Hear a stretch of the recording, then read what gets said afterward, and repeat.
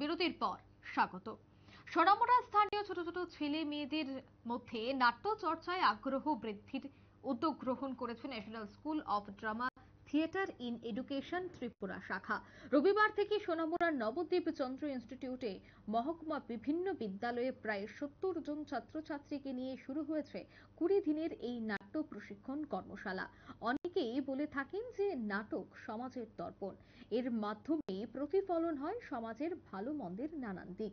আবার অনেকে তো বলেন যে এই পৃথিবীটাই নাকি রঙ্গমঞ্চ, আর প্রতিটি মানুষ তার অভিনেতা অভিনেত্রী। তবে এটা ঠিক, নাটকের মাধ্যমে সমাজে খুব সহজভাবেই ছড়িয়ে দেওয়া যায় বিভিন্ন বিষয়ের উপর সচেতনতা বার্তা।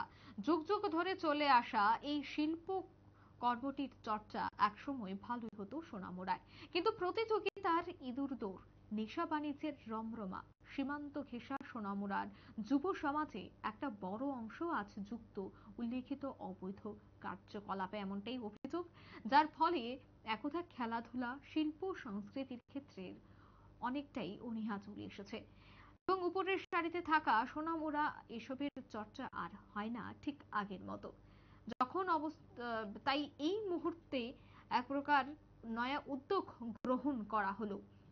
গ্রহণ করা হয়েছে national school of drama theatre in education Tripura শাখার উদ্যোগে, যেখানে ছোট্ট ছোট্ট ছেলে মেয়েরা এখন সেই নাট্য চর্চায় অংশগ্রহণ করবে তাদের মধ্যে আগ্রহ বৃদ্ধিতে। সে বিষয়ে কি বলছেন সংশ্লিষ্টরা, শোনাবো। স্টুডেন্ট আছে, তা আমরা দুটো গ্রুপে, একটা গ্রুপে 35 একটা গ্রুপে 35 করে নিয়েছি।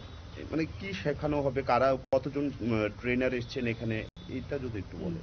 এখানে 4 জন ট্রেনার আছে, একজন এসেছে দিল্লি থেকে, একজন এসেছে রাজস্থান থেকে, আর একজন ত্রিপুরার আছে, আর একজন আসামের আছে। তো 4 জন টিচার আছে এখানে। তো আমরা এই 4 জন আমরা চেষ্টা করব ওদেরকে নিয়ে কিছু কাজ করার জন্য। তো দুটো গ্রুপে, একটা গ্রুপে 2 জন থাকবে আর একটা গ্রুপে 2 জন টিচার থাকবে, এরকম করে 2 জন করে টিচার, 10টা থেকে 2টো পর্যন্ত।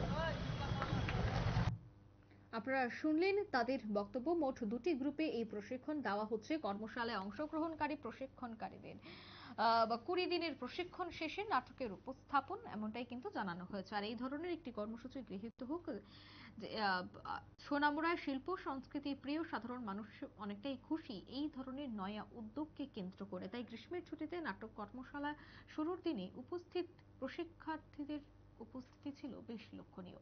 নিয়ে নিচ্ছে ছোট্ট একটি বিজ্ঞাপন বিরতি, সঙ্গে থাকুন।